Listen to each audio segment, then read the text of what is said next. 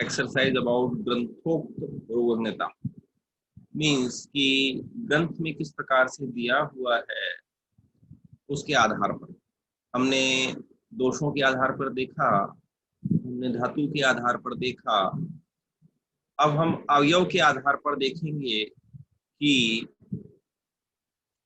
आरोग्यवर्धिनी किस प्रकार से कार्य करती है। यदि आप योग रत्नाकर में नजर डालेंगे तो योग रत्नाकर में जो आरोग्यवर्धिनी वटी की फलश्रुति बताई गई है उसके आधार पर योग रत्नाकर कहते हैं मंडलम सेविताम सैषाम हंति कुष्ठान्य शेषता जीर्ण ज्वरम यकृत वृद्धि प्लीहा वृद्धि जलोदरम। अर्थात योग रत्नाकर कहते हैं कि कुष्ठ में, जीर्ण ज्वर में, यकृत वृद्धि में, प्लीहा वृद्धि में और जलोदर। परंतु इससे पहले जब मैंने आपसे चर्चा की थी तो आपने याद रखना है कि किसी भी रोग का विचार करते समय हर एक की संप्राप्ति देखकर और फिर किस तरीके से आरोग्यवर्धिनी संप्राप्ति भेद करती है यह देखना जो है वो वैद्य का कार्य है। मैं बार बार एक कहानी बताता हूं, मैं एक बार फिर आपको एक बार आपके साथ शेयर करता हूं कि आपको हमेशा ये याद रखना है। एक पिक्चर थी जिसमें राज बब्बर जी थे, आपसे मैं पहले भी शेयर कर चुका हूं, कुछ लोगों के लिए नहीं होगी वो, लेकिन फिर भी आपको याद रहनी चाहिए इसलिए पुनः सुना रहा हूं। तो राज बब्बर जी ने कहा कि भाई वो अपने ससुर साहब के पास गए तो ससुर साहब ने कहा कि मैं ना आपको अपने फैक्ट्री दिखा देता हूँ। तो वो फैक्ट्री कई समय से बंद पड़ी थी। बोले ये फैक्ट्री हमारी काफी दिनों से बंद पड़ी है क्योंकि इसकी मशीन खराब है। तो राज बब्बर जी ने कहा ठीक है जी मैं देखता हूँ। तो राज बब्बर जी ने मशीन को काफी गौर से देखा और गौर से देखने के पश्चात उन्होंने कहा एक हथौड़ा मंगवाइए, और हथौड़ा मंगवाने पर उन्होंने एक जगह पर बहुत जोर से प्रहार किया। जैसे ही प्रहार किया तो सारी मशीन जो है वो ढक ढक ढक करके चालू हो गई। उन्होंने कहा यार वाह ये तो कमाल कर दिया आपने, क्या फीस है आपकी? तो उन्होंने कहा जी 1 लाख रुपए मेरी फीस है। तो उसने कहा आपने तो केवल हथौड़ा मारा है, ये 1 लाख रुपए किस बात के? उसने कहा जी हथौड़ा मारने का तो केवल 1 रुपया है, 99,999 रुपए इस बात के हैं कि मारना का है। तो वैद्य भी ऐसा ही है, दवाइयां तो हजारों और लाखों होती हैं, पर जिस डॉक्टर की फीस होती है ना वो एक ही दवाई से काम चला लेता है क्योंकि उसको मालूम होता है कि किस अवस्था में और कैसे द्रव्य का प्रयोग करना है। सारी फीस इसी बात की। तो दवाई तो कोई भी दे देता है, फार्मासिस्ट भी दे देगा, टेंट लगाकर वैद्य भी बैठे हैं, पर आपकी विद्वता इस बात पर है कि आप अवस्था देखकर किस प्रकार से संप्राप्ति भेद कर सकते हैं और किस प्रकार से औषध को शस्त्र बनाकर प्रयोग करते हैं। यह आपकी शास्त्र ज्ञान पर निर्भर करता है, शास्त्र बुद्धि पर और युक्ति पर निर्भर करता है। इससे पूर्व में मैं आपके समक्ष कुष्ठ के बारे में एक चर्चा कर चुका हूं। अब जो आता है वह आता है जीर्ण ज्वर।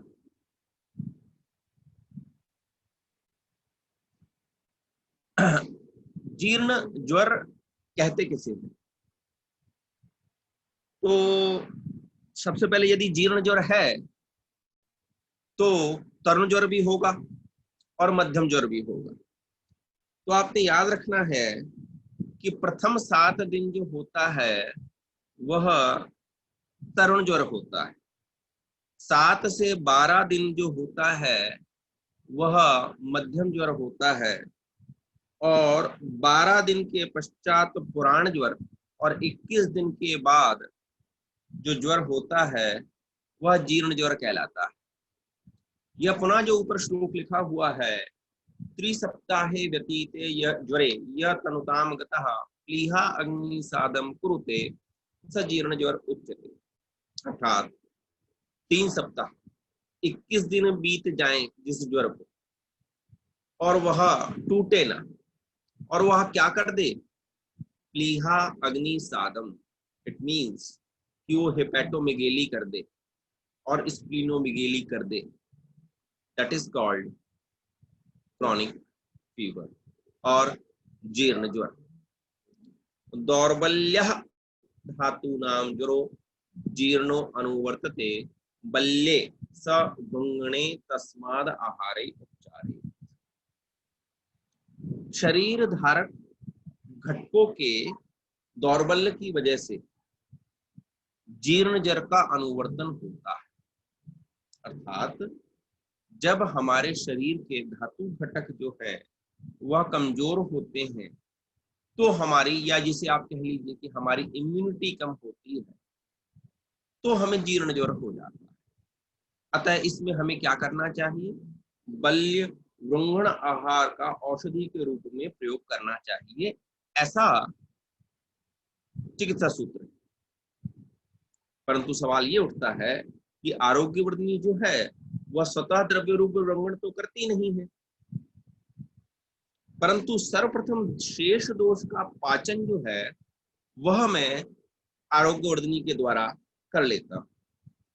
और हमें यह भी पता है कि यह दीपन कर्म भी जो है वो बहुत प्रभावशाली रूप से करती है। तो जठराग्नि का दीपन और दोषों का पाचन जो है वह मैं आरोग्यवर्धिनी के द्वारा जीर्ण ज्वर की अवस्था में कर लेता हूं, क्योंकि यह सूक्ष्म स्रोतों में अनुगामी होती है। इसका अनुगामित्व जो होता है वह सूक्ष्म स्रोतों में भी चला जाता है और शरीर में उपस्थित परमाणुओं की अग्नि को बढ़ा देती है। फलस्वरूप धातुओं का दौर्बल्य जो है वह कम हो जाता है। तो अनुपान का जो है वो मुझे ध्यान में रखना है। तो अनुपान में कैसे करूंगा कि आरोग्यवर्धनी प्लस घी प्लस सिता, सिता माने मिश्री, तो घी प्लस मिश्री मिलाकर आरोग्यवर्धनी दूंगा, या मक्खन के साथ दूंगा, या मिश्री के साथ दूंगा, या मक्खन प्लस मधु के साथ दूंगा, तो उससे क्या होगा कि धृत अग्निवर्धक है और बल्य है। तो आरोग्यवर्धनी के द्वारा दोष का पाचन और अग्निदीपन के साथ धृत के द्वारा बल्यता और अग्निवर्धन हो जाएगा। यह नवनीत जिसे मक्खन हम कहते हैं वह अग्नि को बढ़ा देता है। मिश्री जो है वह नित्य हितकर और बल्य द्रव्य है। तो इसमें भी जो अगर आप राज्यक्षमा प्रकरण देखेंगे तो मधु प्लस नवनीत को राज्यक्षमा में अति उपयुक्त बताया गया है। और एक्चुअली में जो जीर्ण ज्वर की उपस्थिति होती है वह राज्यक्षमा के केस में भी होती है, ऐसा हमको प्रत्यक्ष अनुभूत है। तो मेरे मत से इन तीनों में से कोई एक अनुपान आप दे दीजिए। अगर आप आहार और गोदुग्ध भी देना चाहें तो यह भी आप दे सकते हैं।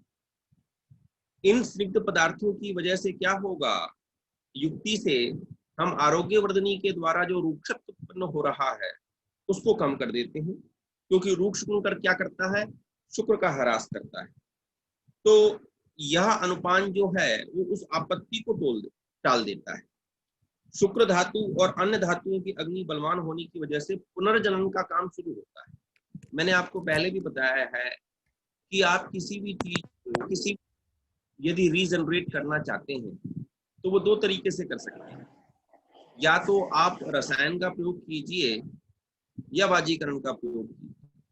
अर्थात या तो आप रस आयन, रस प्लस आयन, रस को श्रेष्ठ कर दिया जाए तो उत्तरोत्तर धातुओं का निर्माण सही तरीके से होगा, रस से लेकर शुक्र तक। और यदि आपको शुक्र धातु को आप बहुत अच्छा बना देते हैं तो वह क्या करेगी कि रस तक, यानी कि प्रतिलोम क्रम से धातुओं के निर्माण को सही कर देगी। इसीलिए अगर आप चिकित्सा स्थान अध्याय चर चिकित्सा अध्याय में देखेंगे तो प्रथम 4 पाद रसायन के हैं जो कि रिन्यूएशन को या कायाकल्प के लिए उत्तरदायी। द्वितीय अध्याय जो है वो वाजीकरण है, वह भी कायाकल्प के लिए उत्तरदायी है। यह आप पर निर्भर करता है कि आप उत्तम रस बनाना चाहते हैं कि आप उत्तम शुक्र बनाना चाहते हैं। दोनों ही चीजें जो हैं वह चीजों को नया बना देती हैं। अब अक्सर मुझसे पूछते हैं कई लोग कि सर मेनिस्कस नया बन जाएगा, सर लिगामेंट नया बन जाएगा, इट इज पॉसिबल। तो मैं ये कहता हूं कि ये रसायन और वाजीकरण इसी के लिए दिए गए कि आप चीजों को पुनरुत्पादित कर सकें, नया बना सकें। तो अगर लोगों का प्रयोग क्या है कि भाई इम्यूनिटी के लिए रसायन च्यवनप्राश खा लिया, उनको रसायन से मतलब क्या है, च्यवनप्राश, और वाजीकरण से मतलब क्या है कि सिद्ध मकरध्वज ले लिया, पर उनको ये पता नहीं है कि मात्र शुक्र धातु पर कार्य नहीं हो रहा है। अगर शुक्र धातु उत्तम बन गई तो लगातार जो है रस धातु तक का निर्माण जो है वो सही होगा। और उप धातु यदि आप देखेंगे तो त्वचा बनानी हो, स्नायु बनाना हो, वसा का निर्माण करना हो, किसी भी प्रकार के कार्य को पुनरुत्पादन करना हो, वह आप रसायन और वाजीकरण के द्वारा कर सकते हैं। आपको जीर्ण ज्वर में जो आरोग्यवर्धनी वटी की मात्रा यूज करनी है वह 2 से 6 गुंजा करनी है। यदि मध्यम ज्वर रहता है यानी कि फीवर जो है वो 99-100, कई लोग आपको मिलेंगे कि जी मेरे को फीवर जो है वो 99 ही रहता है हमेशा, तो आपने आरोग्यवर्धनी वटी का प्रयोग करना है। एक और मैं आपको अपना अनुभव बता दूं कि स्वर्ण बसंत मालती प्लस आरोग्यवर्धनी वटी को यदि आप दुग्ध के साथ देते हैं तो मेरा खुद का यह अनुभव है कि किसी एक लेडी को 18 साल से यह फीवर था जो 99 और 100 था और वो कभी नीचे नहीं गया, लेकिन 21 दिन मैंने प्रयोग किया स्वर्ण बसंत मालती प्लस आरोग्यवर्धनी वटी को दूध के साथ व्यान काल में, और उसके बाद उसको फीवर नहीं हुआ। औषधि का काल जो है जीर्ण ज्वर में आपने 2 से 6 गुंजा यानी 2 से 6 रत्ती आरोग्यवर्धनी वटी का यूज करना है। चाहे तो आप स्वर्ण बसंत मालती साथ में यूज कर सकते हैं। आपने या तो खाली पेट देना है या समान काल में देना है। समान काल का मतलब क्या है कि भोजन आधा, आप 2 रोटी खाते हैं तो जो दूसरी रोटी की पहली कोर है उससे पहले आप आरोग्यवर्धनी वटी दे देंगे। इसके प्रयोग का काल जो है वो 2 से 6 सप्ताह के बीच में रखेंगे आप। जीर्ण ज्वर हो गया। अब देखिए ये चीजें एक दूसरे से जुड़ी हुई है। प्लीहा अग्नि सादम कुरुते, यानी प्लीहा की भी वृद्धि हो जाती है और यकृत की भी वृद्धि हो जाती है। और योग रत्नाकर ने क्या कहा है कि जीर्ण ज्वरम यकृत वृद्धि प्लीहा वृद्धि जलोदरम, यानी कि जब जीर्ण ज्वर हो जाए तो यकृत वृद्धि और प्लीहा वृद्धि तो हो ही जाती है। एनीवे फिर भी हम इसको देखेंगे, यकृत वृद्धि और प्लीहा वृद्धि। अब आपने ये याद रखना है कि थोड़ा सा एक बार मैं आपको बता दूं कि यहाँ पर यकृत वृद्धि और प्लीहा वृद्धि से आपको क्या समझना है, इसमें दोष धातु और मल की वृद्धि को नहीं समझना।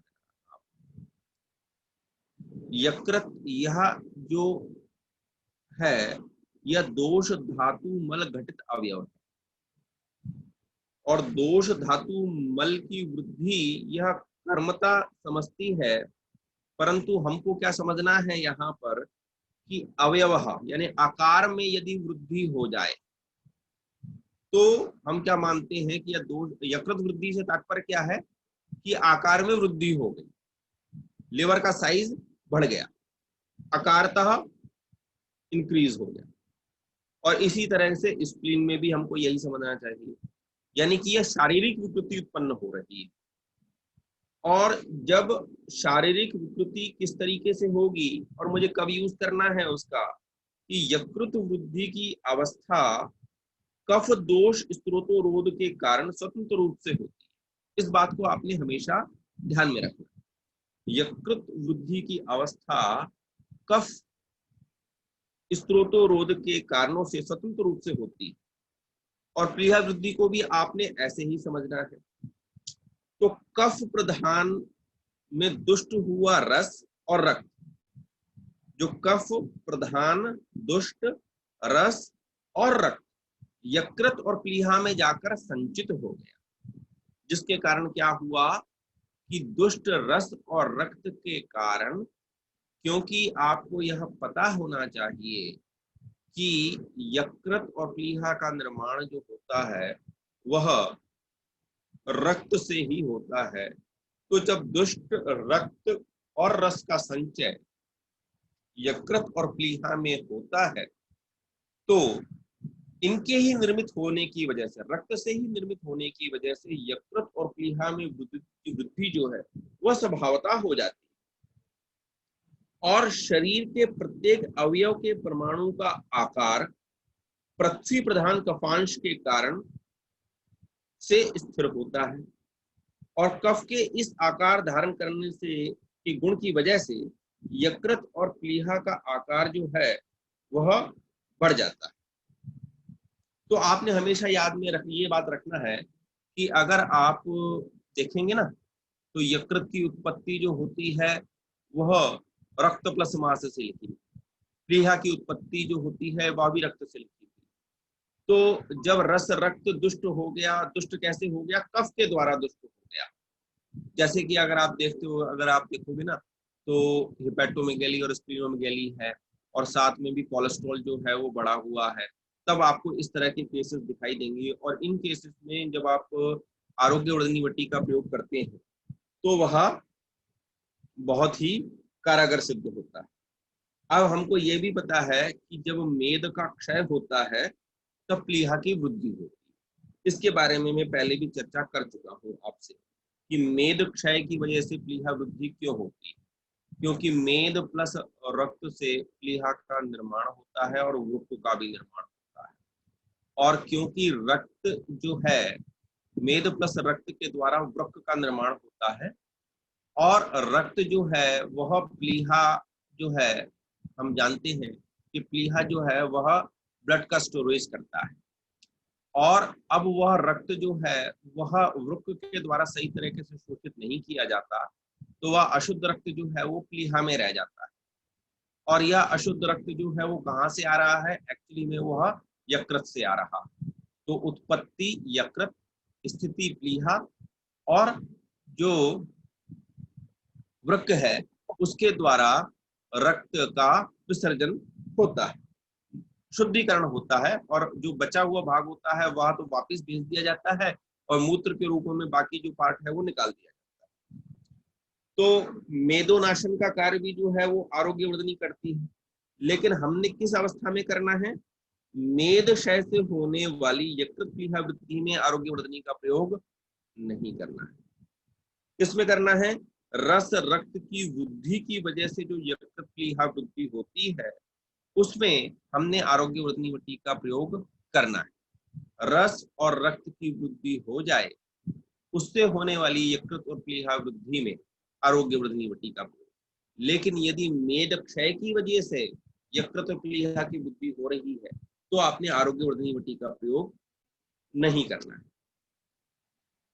यकृत वृद्धि हो जाए तो आपने आरोग्यवर्धनी वटी 250 mg शर्पुंखा के साथ दें, और यदि प्लीहा वृद्धि हो जाए तो आपने आरोग्यवर्धनी वटी जो है वो रोहितिका अरिष्ट के साथ देनी। ऐसा आपको पता भी होगा, और यह वैद्य उपदेश भी है जो कि स्वतः सिद्ध अनुभव है। तो आपने हमेशा ध्यान में ये रखना है कि रस रक्त वृद्धि की वजह से जहां पर कफ का भाग हो जाए, हेपेटोमेगैली और स्प्लीनोमेगैली हो रही है, यानी कोलेस्ट्रॉल के बढ़ने से यदि आपको यकृत वृद्धि और प्लीहा वृद्धि मिलती है तो आप जो है आरोग्यवर्धनी वटी का प्रयोग कीजिए। लेकिन यदि मेद क्षय की वजह से प्लीहा वृद्धि हुई है या यकृत वृद्धि हुई है तो आपने प्रयोग नहीं करना है। नंबर 2, यकृत वृद्धि में आपने अनुपान लेना है शर्पुंखा, और यदि प्लीहा वृद्धि हो जाए तो आपने अनुपान लेना है रोहितक। 2 से 6 गुंजा का लेना है, और समान काल में यानी कि खाना खाने के बीच में आरोग्यवर्धनी वटी का प्रयोग आपने करना है। इसके पश्चात आता है जलोदर। एक्चुअली में क्या होता है कि जब आप हेपेटोमेगैली और स्प्लीनोमेगैली नहीं संभाल पाए तो इन दी एंड क्या हो जाता है, एसाइटिस हो जाता है। यह 8 प्रकार के उदर रोग जो बताए गए हैं उनमें एक व्याधि का प्रकार है जिसमें जलोदर यानी कि उदर में जो है वो जल की वृद्धि हो जाती है, जिसको जातोदक भी कहते हो या जलोदर भी कहते हो आप। ये कष्ट साध्य व्याधि, कुछ लोग इसको असाध्य भी मानते हैं। जन्मनैव ओदरम सर्वप्राया कृच्छतमं मतम बलिनः तद दाताम्बुयत्न साध्यम नवत्रितम। इस अवस्था में रोग मोक्ष की बजाय उपक्षय अनुक्षय से आरोग्यवर्धनी का कार्य समझना उचित,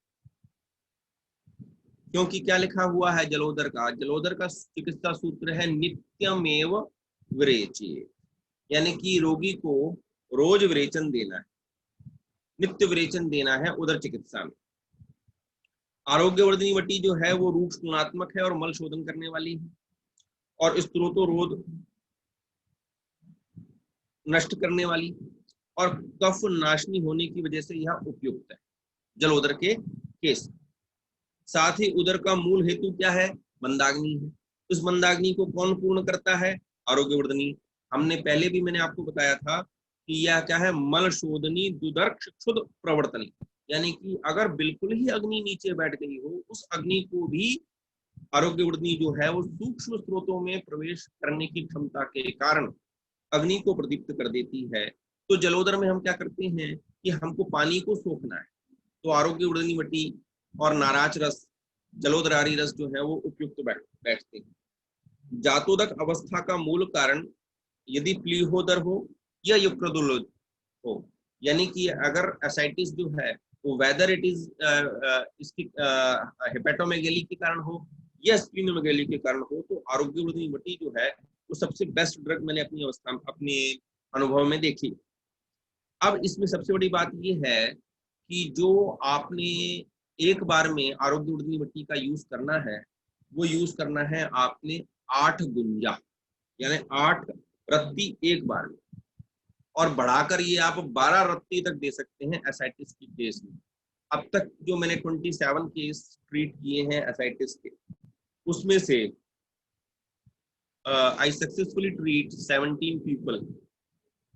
उसमें क्या हुआ कि जो मैंने दिया उनको, एक तो 8 गुंजा, मतलब केवल आरोग्यवर्धनी वटी 8 गुंजा, और कुछ में बहुत ज्यादा था तो 12 गुंजा तक दिया। काल जो रखा वो 2 काल में दिया मैंने, एक तो समान काल में और एक अपान काल में। और साथ में कभी कभी किसी को विरेचन के लिए नाराज रस या जलोदरारी रस भी जो है वह दिया। तो इस प्रकार से मैंने आपको ये जलोदर और इनके बारे में बताया। अब हम अवयव के बारे में चलते हैं।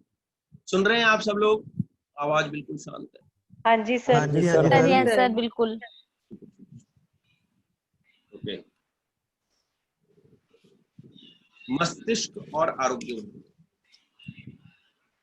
आरोग्यवर्धनी वटी के बारे में मैं समझा चुका हूँ आपको। थोड़ा मस्तिष्क के बारे में विचार करें कि मस्तिष्क में दोष जो है वो प्राण और व्यान मिलेंगे आप, ठीक है ना।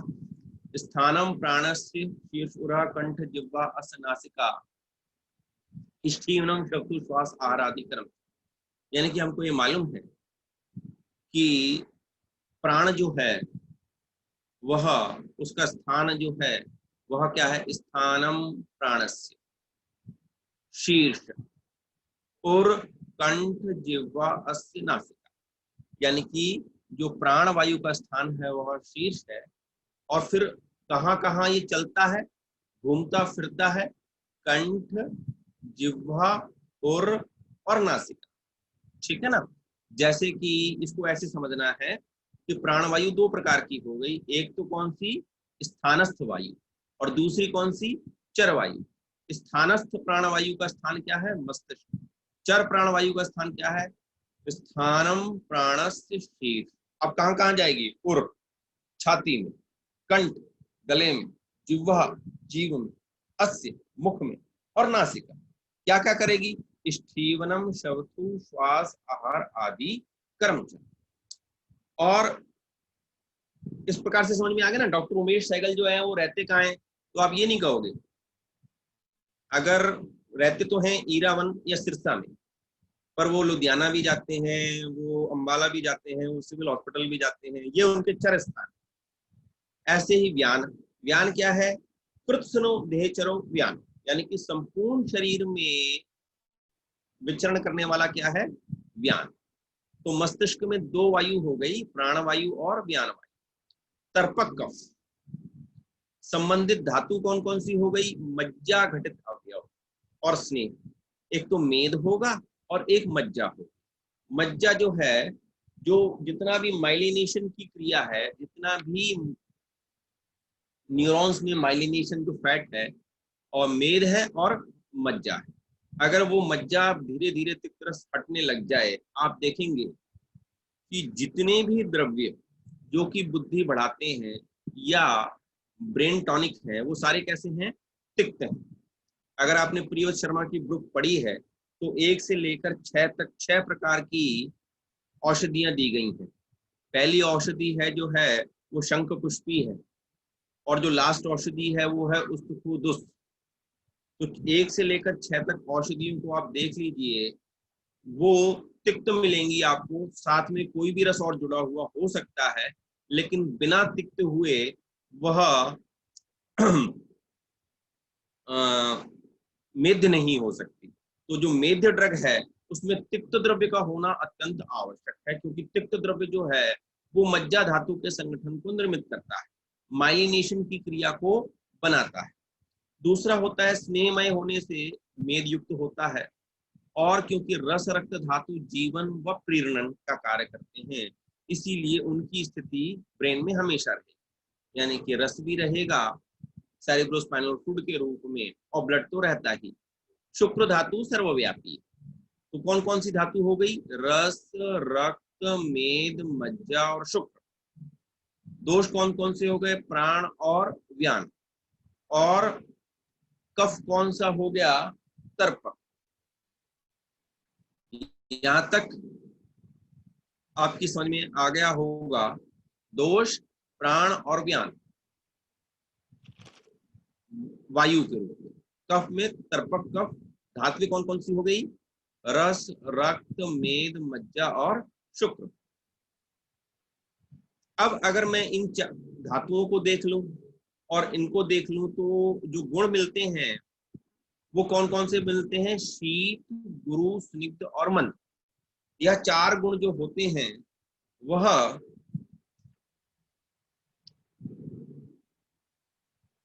काम करते हैं सर के ऊपर। ठीक है ना। सभी धातुओं के अनुसार जो गुणों का समुच्चय हम देखते हैं मस्तिष्क में, तो अगर हम समझें तो वो शीत, गुरु, स्निग्ध और मंद, इन गुणों के वृद्धि और क्षय से ही लक्षणों का निर्माण हो। अब मैं आरोग्यवर्धनी वटी का प्रयोग मस्तिष्क रोगों में यदि शीत गुण की वृद्धि हो जाए, गुरु गुण की वृद्धि हो जाए, स्निग्ध गुण की वृद्धि हो जाए और मंद गुण की वृद्धि हो जाए तो प्रयोग करूंगा। क्षय की स्थिति में नहीं करूंगा।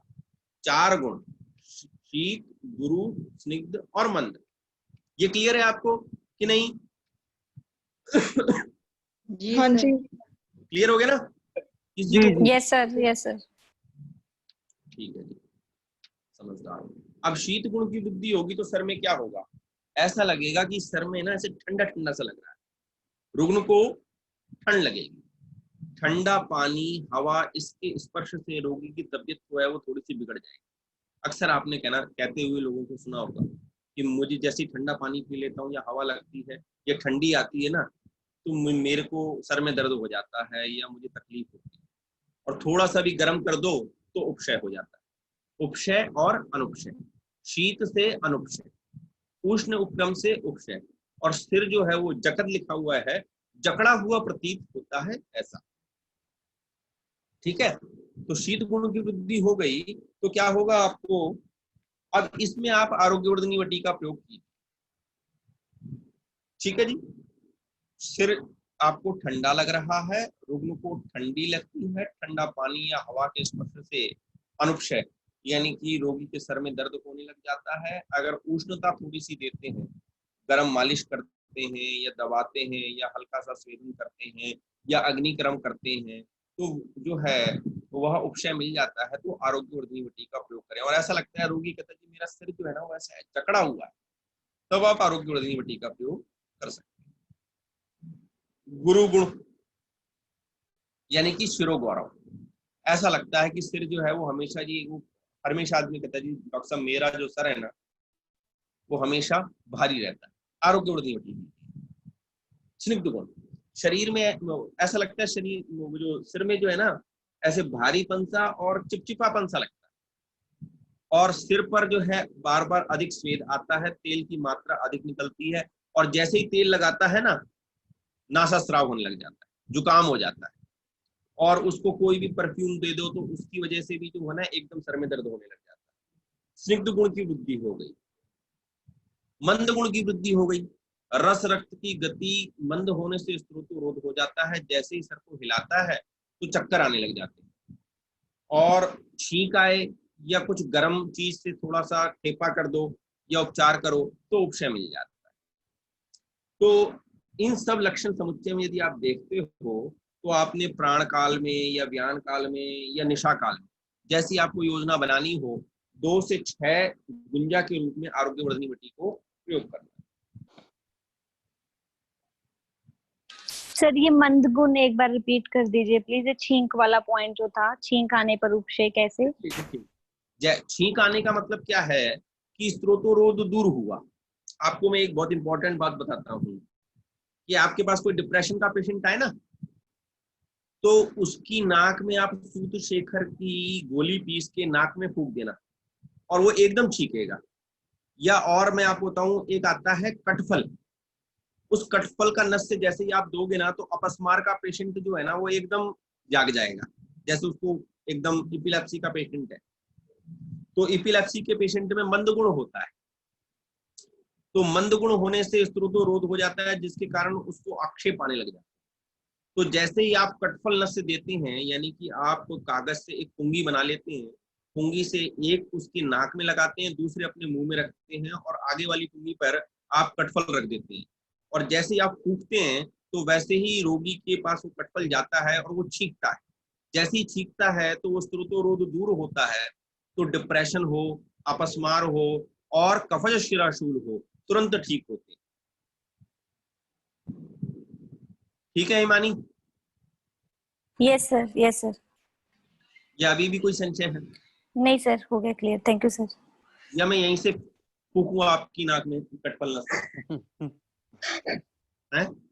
नहीं सर, थैंक यू। नहीं तो सर इसमें अगर ऐसा कर सकता हूं मैं, जूम पे सुविधा है ये उन्होंने दिखाया आज। वातादया पश्यन्ति शिरसि अरसंच दुष्यन्ति तथा शिरसि जायन्ते रोगा विबला। शिरोरोग में आरोग्यवर्धिनी वटी का प्रयोग बताया गया है। तो हमको मालूम है कि 11 प्रकार के शिरोरोग होते हैं। कौन कौन से? पहले तो कैसे होता है शिरोरोग? वातादि दोष प्रकोपित होकर रक्त को दूषित करते हैं। वातादयः प्रकुप्यन्ति शिरसि अस्त्रंच दुष्यन्ति। वातादि दोष प्रकुपित होकर सिर में स्थित अस्त्र, अस्त्र माने रक्त को दूषित करते हैं, जिसके कारण ततः शिरसि जायन्ते रोगा, शिरो रोग का उत्पन्न होता है और विविध प्रकार के लक्षण उत्पन्न होते हैं। वातादयः, वात पित्त कफ आदि दोष प्रकुप्यन्ति, प्रकुपित होकर शिरसि, सिर में स्थित अस्त्रंच रक्त को दूषित करते हैं, जिससे शिर रोग उत्पन्न होते हैं, जो कि विविध प्रकार के लक्षण प्रकट करते हैं। शिरोरोग के प्रकार 11 प्रकार होते हैं। वातज, पित्तज, कफज, त्रिदोषज, कृमिज, रक्तज, क्षयज, सूर्यावर्त, अनंतवात, अर्धावेदक और शंख। सर यहाँ वातादय है तो मतलब तीनों दोष तीनों ही प्रकोपित होंगे ऐसा? वातादयः प्रकुप्यन्ति, ऐसा मैंने आपको बताया ना 11 रोग। वातज भी अलग बताया, पित्त भी अलग बताया कि नहीं? तीनों नहीं, तीनों भी हो सकते हैं, कॉम्बिनेशन में भी हो सकते हैं, एक एक भी हो सकता है, ठीक है ना? और हाँ, रक्त हाँ। दूषित होकर कृमि भी उत्पन्न हो सकता है, रक्तज भी उत्पन्न हो सकता है, कृमिज भी हो सकता है, फिर आगे की संप्राप्ति बढ़ेगी तो क्षयज भी हो सकता है, सूर्यावर्त भी हो सकता है, अर्धाववेदक भी हो सकता है, शंखक भी हो सकता है। मतलब सर सब में ये अश्रुग है वो दूषित होगा ऐसा नहीं है? सिर में स्थित रक्त को दूषित करेगा दोष। सभी शिरो रक्त रोग में है ये जो 11 है दूषित। सभी, हाँ जी, ये जो 11 है उसमें सभी में रक्त दूषित होगा ही, ऐसा मैं पूछ रही हूँ। हाँ जी, ऐसा ही ओके सर। ये संप्राप्ति। अब इनमें से आप लिख लीजिए कफज, कृमिज और रक्तज शिरो रोग में आरोग्यवर्धनी काम करते हैं। जो 11 प्रकार के शिरा रोग हैं उनमें से जो 3 रोग हैं, कौन कौन से? कफज, कृमिज, रक्तज। हाँ, कफज, कृमिज और रक्तज।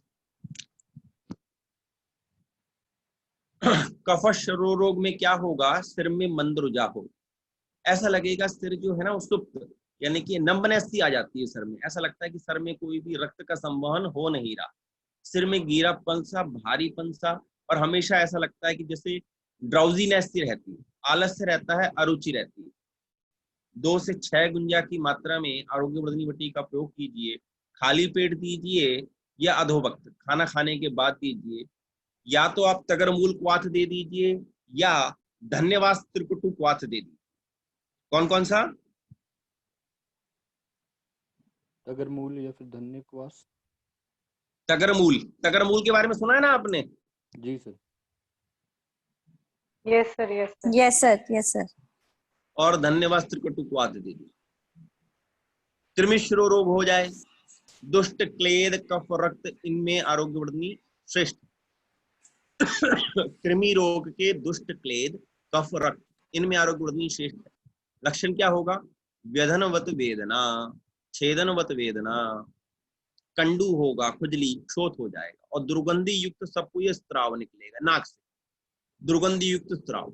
4 से 8 गुंजा या तो खाली पेट दीजिए या रात को दीजिए। साथ में अनुपान क्या दीजिए? विडंगारिष्ट और खदरारिष्ट। रक्त शिरोरोग, सिर में विदाह होता है, पीड़ा होती है, शीत पदार्थ के सेवन की इच्छा होती है, नेत्रदाह होता है, तृष्णा प्यास लगती है, चक्कर आते हैं, पसीना बहुत ज्यादा आता है, और कोई भी हाथ जो लगाता है तो टंडन ना ना ना मुझे हाथ ना लगा, स्पर्श असहज। मात्रा 2 से 6 गुंजा, काल, समान, अपान और व्यान, इनमें से किसी एक में आप जो है देंगे। अनुपान के रूप में अरविंदासव दे सकते हैं, उशीरासव दे सकते हैं, पद्मकादि घृत दे सकते हैं, और दूरवादी घृत दे सकते हैं। ठीक है, तो मैंने आपको शिरोरोग के दोनों बता दिए कि भाई एक तो मैंने आपको संगठन बताया, संगठन में बताया मैंने ये बताया कि या तो आप हेतु विपरीत चिकित्सा कर लीजिए कि सिर जो शीत, मंद, स्निग्ध गुण के कारण जो लक्षण उत्पन्न हो रहे थे, जैसे शिरो गौरव हो रहा था आदि, उसके आधार पर चिकित्सा करेंगे तो भी आरोग्यवर्धनी वटी काम करेगी। और यदि आपको दिखता है तो अगर लक्षण समुच्चय बनाकर आपने एक ड्रग, उस डिसीज को एक नाम दे दिया, आपने कफश शिरोरोग दे दिया, आपने रक्त शिरोरोग दे दिया या कृमि शिरोरोग, उसमें आप आरोग्यवर्धनी वटी का प्रयोग करें तो आपको निस्संदेह लाभ मिलेगा। अनुपान, मात्रा और काल मैंने आपको बता दिया है। हृदय और आरोग्यवर्धनी वटी, शोणित कफ हृदय, रक्त और कफ का प्रसाद भाग जो है वह हृदय बनाता है, ऐसा सुश्रुत शरीर 4 में लिखा है। महाभूत का संबंध, क्योंकि मैंने क्या कहा है?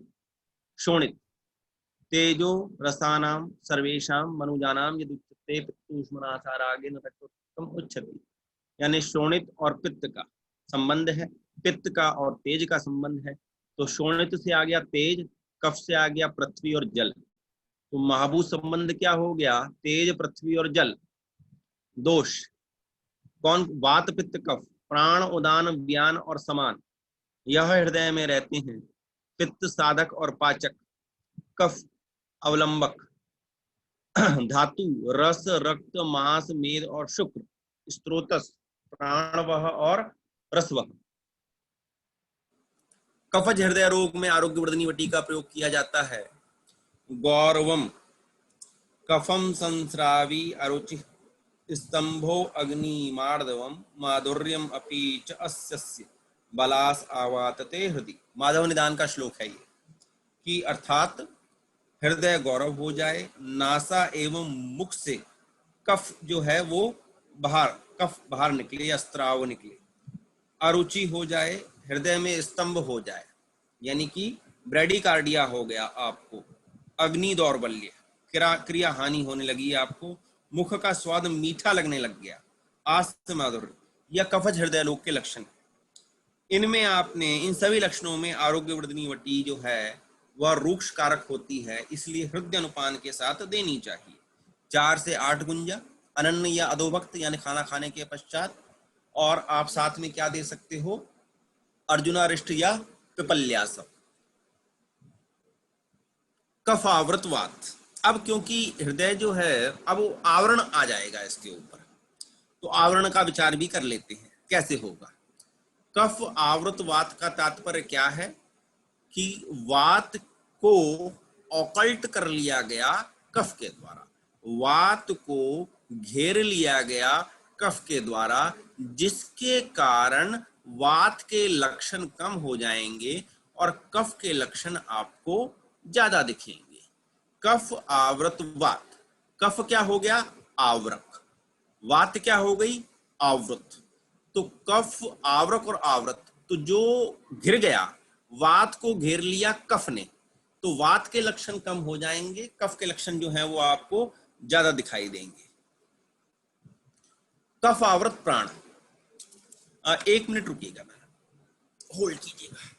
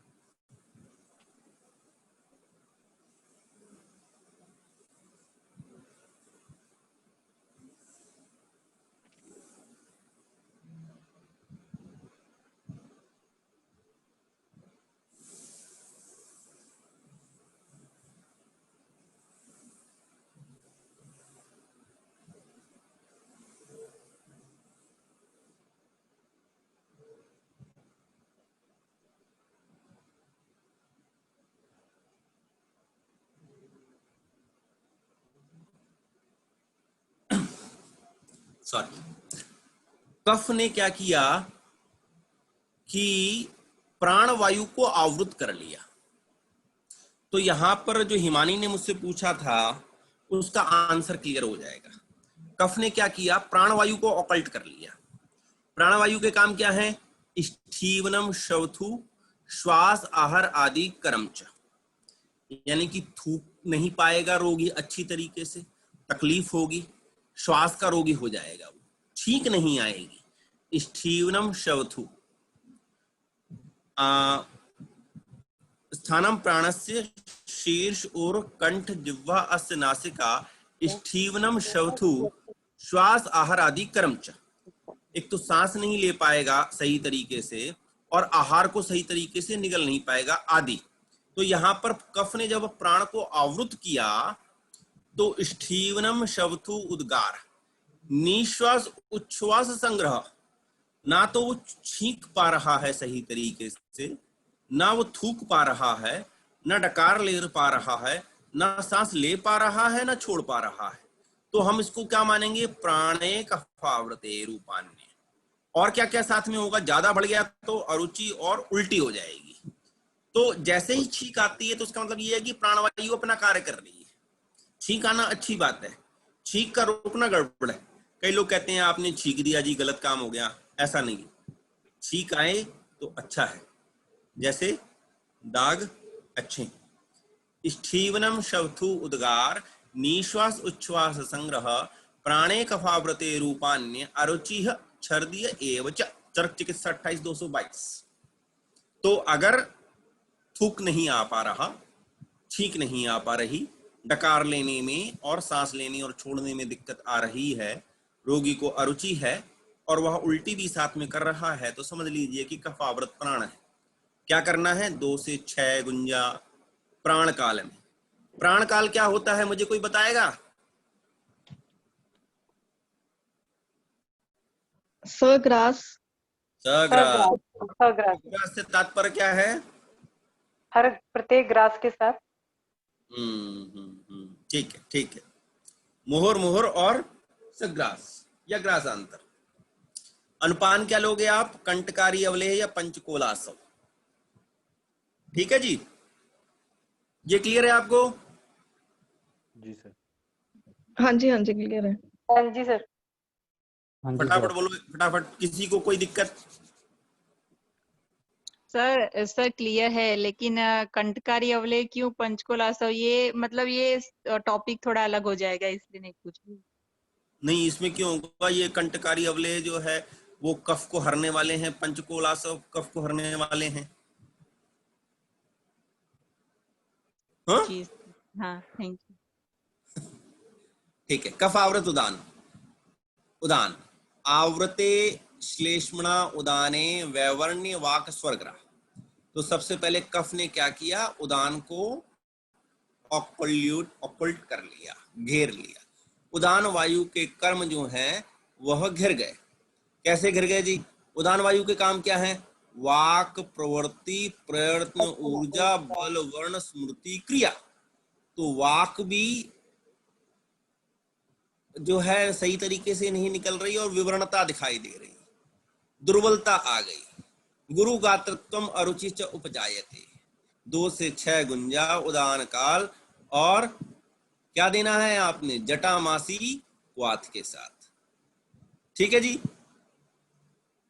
जटामासी जो है वह किस प्रकार करती है? मस्तिष्क मेध रसायन। कफ आवृत व्यान गुरुता सर्वगात्राणाम सर्वसंध्य अस्थिरुजा व्यानेन रसधातुर्हि विक्षेपित उचित कर्मणा। 5 प्रकार की जो चेष्टाएं हैं वह व्यान वायु के द्वारा संपादित होती हैं।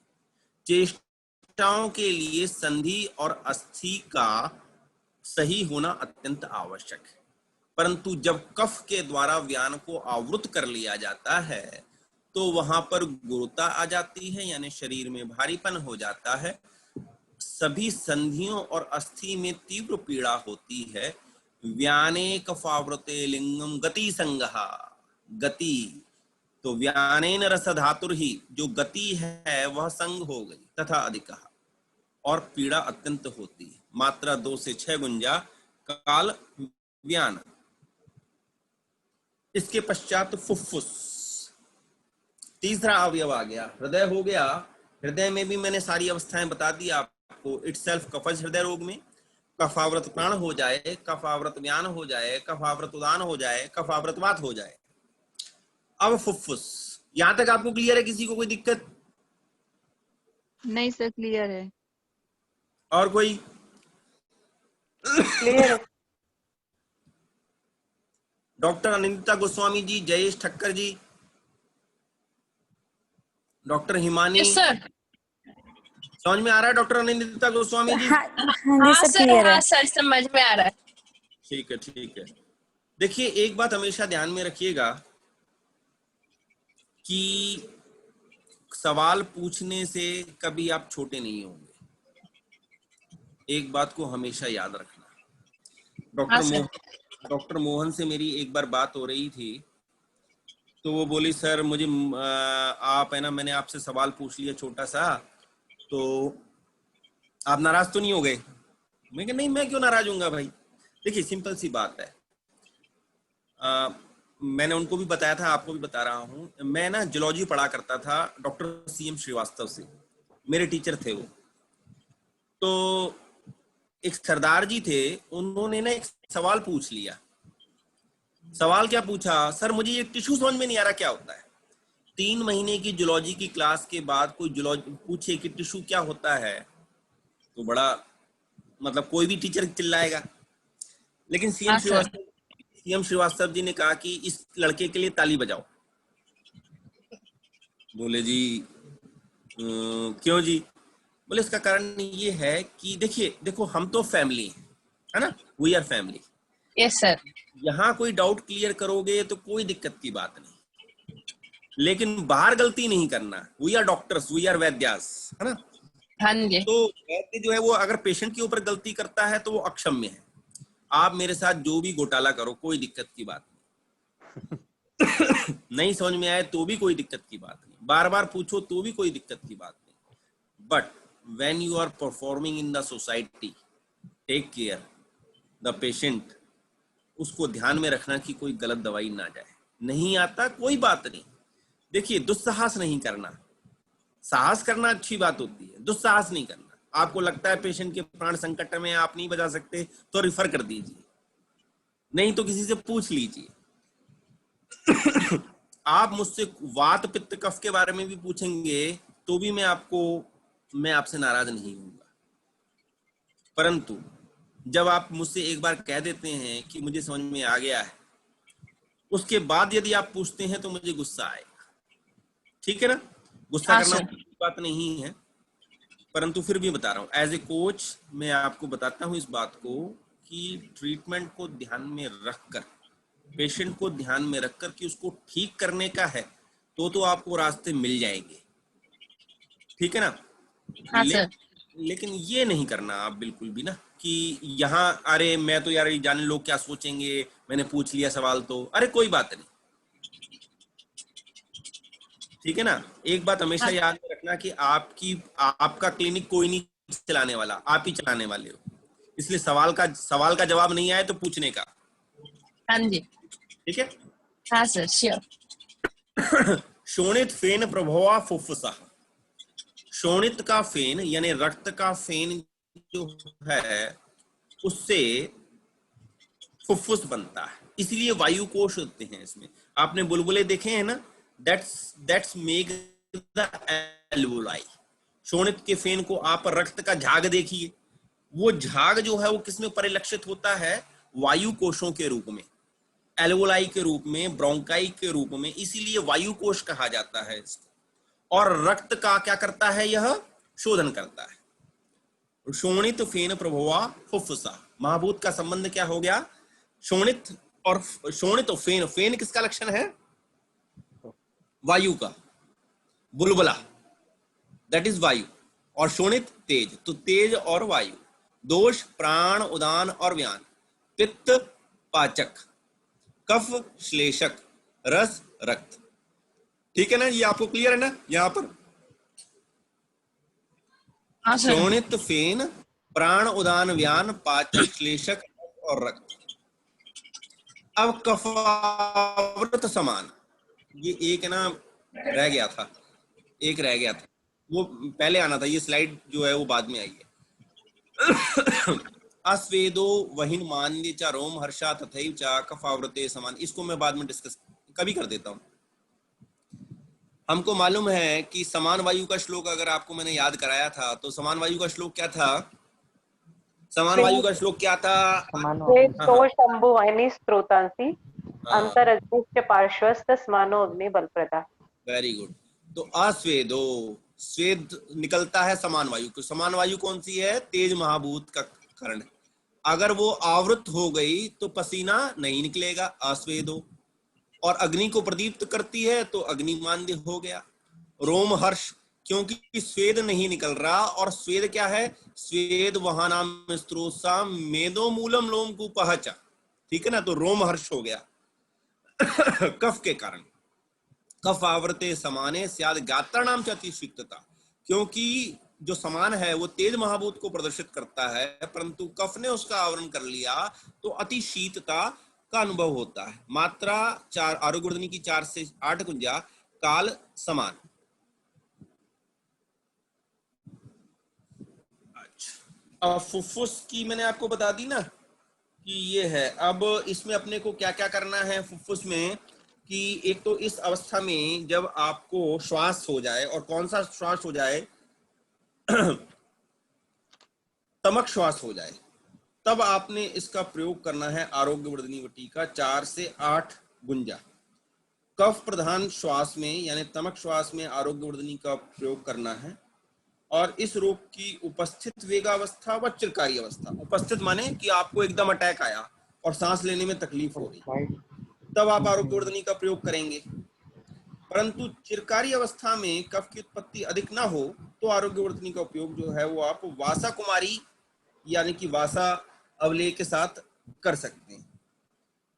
अब इसके अलावा फुफ्फुसगत व्याधि कौन सी आती है, एक तो श्वास हो गई, दूसरी हो गई कास। कफज कास में भी आप प्रयोग कर सकते हैं। उसके लिए आपको तुलसी स्वरस व मधु के साथ आरोग्यवर्धनी वटी दे दीजिए, ठीक है ना।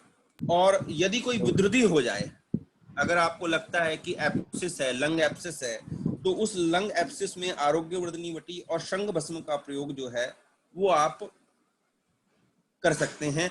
तो आपको मैंने मात्र 3 केस लंग एप्सिस के देखे हैं, और उन तीनों में से एक को रिफर करना पड़ गया रोहतक पीजीआई, जिनमें से 2 जो हैं वह कम एप्सिस थी, तो वह ठीक हो गए ईश्वर की कृपा से। क्या दिया था मैंने, आरोग्यवर्धनी वटी और शंख भस्म, और साथ में सर्जन को एक बार दिखा लीजिए कि भाई एकदम ज्यादा ना फैल जाए। इसलिए ये भी ऐसा नहीं है कि आप इस पे टिके रहें, देख लेना, अगर थोड़ी सी हो तो, अगर थोड़ी सी एप्सिस हो तो वो क्लियर हो जाएगी, ठीक है। इस प्रकार से आपने प्रयोग करना है आरोग्यवर्धनी वटी का। कॉपी पेन है आपके पास? जी सर। अनुपान के देंगे सर यस इसमें? Sir, yes sir. ठीक है। पित्तज हृदय रोग लिख लीजिए। पित्तज हृदय रोग में आरोग्यवर्धनी प्लस कुटकी चूर्ण,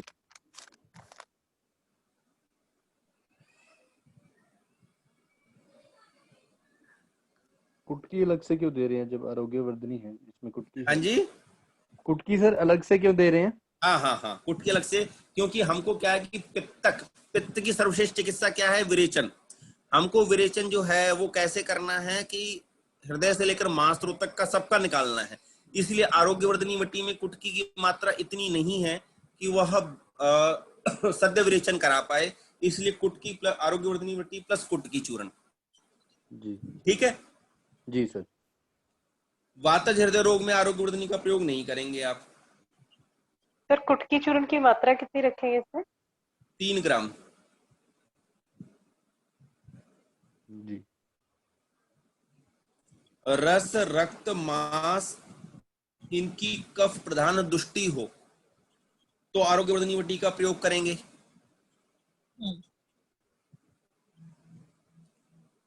ओज क्षय की अवस्था में, ओज क्षय की अवस्था में आरोग्यवर्धनी वटी का प्रयोग नहीं करेंगे। ओज क्षय के लक्षण याद है आपको, किसी को पता है?